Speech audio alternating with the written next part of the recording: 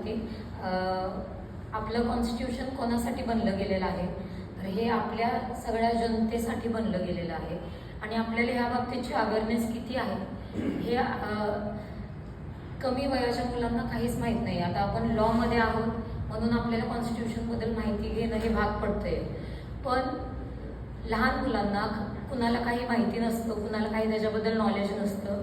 ते काहीही चुकीच्या पद्धतीने किंवा काही चुकीचे गोष्टी करून टाकतात. जसं की आता मी एक एक्झाम्पल देते की एक व्यक्ती होता, त्याचं स्वतःची आता पॉलिटिकल पार्टी आहे, 40 ते 50 वर्ष झाले त्यांची पॉलिटिकल पार्टी आहे त्यांची. तर त्यांनी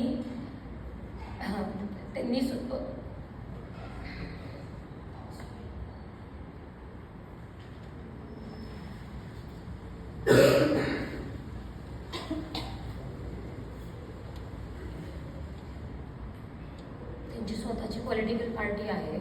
तर त्यांनी पहिल्यांदा सुरुवातीपासून ते जेव्हा लहान होते, कमी वयाचे असताना त्यांनी एक 12वीच्या मुलाला, आपल्या कराडमधलंच इन्सिडेंट आहे, त्यांनी पुलावरनं त्या ब्रिजवरून खाली टाकून दिलं होतं नदीत रागाच्या भरात.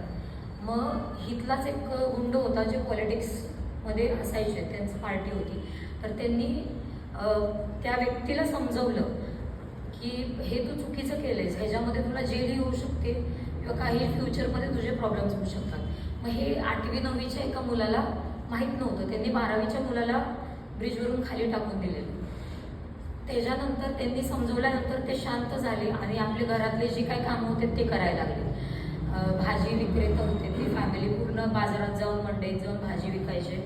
मग त्यांनी भाजी विकायचे तर त्यांच्याकडे सगळे हॉटेल्सवाले वगैरे भाजी वगैरे विकत घ्यायला यायचे. त्याच्यावरनं त्यांनी त्यांचा बिझनेस ओपन करायचा असं ठरवलं. जसे बाकीच्यांचे बिझनेस आहेत, त्यांनी स्वतःचा बिझनेस उभा केला. तो बिझनेस उभा केल्यानंतर त्यांना समोरून कोण पोलीस, कोण तलाठी, कोण कुठले नगरसेवक कोणी आले आणि त्यांना कंटिन्युअसली त्रास द्यायला लागले की तुम्ही हफ्ता द्या किंवा आम्हाला पैसे द्या, मग तुमचं असंच आहे, मग तुम्ही आज बंद ठेवा, तुमचा बिझनेस इथे करू नका. का? कारण ते कमी जातीचे होते, पूर्णपणे कमी जातीचे होते. त्याच्यानंतर त्यांनी असा विचार केला की हीच जर कॉन्स्टिट्यूशन साध्या व्यक्तीला कमी वयापासून माहिती असतं तर हे बाकीच्या लोकांना त्रास झाला असता का? ते एकट्यालाच त्रास आहे का? आपण पण आहे, जर एखादा बिझनेस असेल, कोण पोलीस समोर आलं, आपण लगेच घाबरून जातो. त्याच्यामुळे हे नॉलेज सगळ्यांना असावं. मग त्यांनी असंच पॉलिटिक्समध्ये एंट्री घेतली आणि त्यांनी चुकीच्या पद्धतीने कामं करणाऱ्या लोकांना, सगळ्या लोकांना त्यांनी केसेस टाकून अटक केलं त्यांना. म्हणजे त्यांनी आत्तापर्यंत 171 केसेस अँटी करप्शनचे सॉल्व्ह केलेले आहेत त्या व्यक्तीने.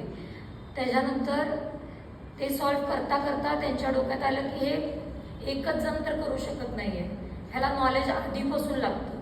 म्हणून त्यांनी सरकारकडे जाऊन, गव्हर्नमेंटकडे जाऊन त्यांनी विनंती केली की 8वी ते 12वीच्या मुलांना कायदा शिक्षण हे बेसिक एक नॉलेज मिळालं पाहिजे. बेसिक नॉलेज कायदा शिक्षणाचं जे काय असेल ते, म्हणजे तुम्हाला ॲटलिस्ट माहिती पाहिजे. कोणतं येऊन तुम्हाला कानपाड मारून गेलं तर तुम्ही त्याच्यावर काय करू शकता, उलटं उत्तर न देता लिगली तुम्ही काय ॲक्शन घेऊ शकता, हे तर ॲटलिस्ट त्यांना समजलं पाहिजे. म्हणून त्या व्यक्तीने पण करतो ना आपण तसं एक पण केलं की आयुष्यभर चटणी भाकरी खाणार जोपर्यंत 8वी ते 12वी पर्यंतच्या लोकांना बुक्स येणार नाहीत, कायदा शिक्षणाचे एक टॉपिक येणार नाही.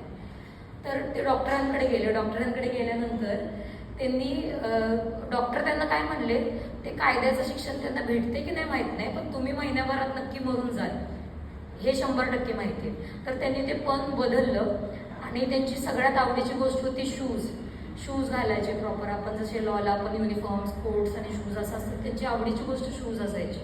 मग त्यांनी चप्पल घालायचं सोडून दिलं. आज 15 वर्ष झाले त्या व्यक्तीने चप्पल नाही घातलेलं. उन्हात, पावसाळ्यात आपल्याला माहिती चटके किती लागतात, टोचतात. त्यांनी चप्पल घालायचं सोडून दिलं. गव्हर्नमेंटच्या पाठीमागे जाऊन कंटिन्युअसली अजूनसुद्धा मुंबई, दिल्लीपर्यंत जाऊन ते हेच करतात की बाबा तुम्ही 8वी ते 12वी कायदा शिक्षण द्या. आपल्याला गरज आहे, कॉन्स्टिट्यूशनच्या रिलेटेड अवेअरनेसची गरज आहे. त्यांनी अजूनसुद्धा ते आपल्याला ना बुक्स आलेले आहेत ना 8वीपासून ते चालू झालेलं आहे. मला एवढंच सांगायचं होतं. आणि ह्या व्यक्तीबद्दल एवढी नॉलेज असण्याचं कारण म्हणजे या व्यक्तीची स्वतःची मानवाधिकार संघटना आहे, मानवाधिकार पार्टी आहे. त्यांना मानवता गुरु म्हणून ओळखलं जातं. त्यांचं नाव अनिल माने आहे आणि ते माझे वडील आहेत स्वतः, म्हणून मला त्यांच्याबद्दल नॉलेज आहे. मला ॲक्च्युली ह्याच गोष्टीबद्दल एवढं बोलायचं होतं, कधी स्टेज रिडिंग नव्हतं, सॉरी त्यासाठी खूप अडथळली सुरुवातीला. मला हेच सांगायचं होतं. Okay, thank you so much.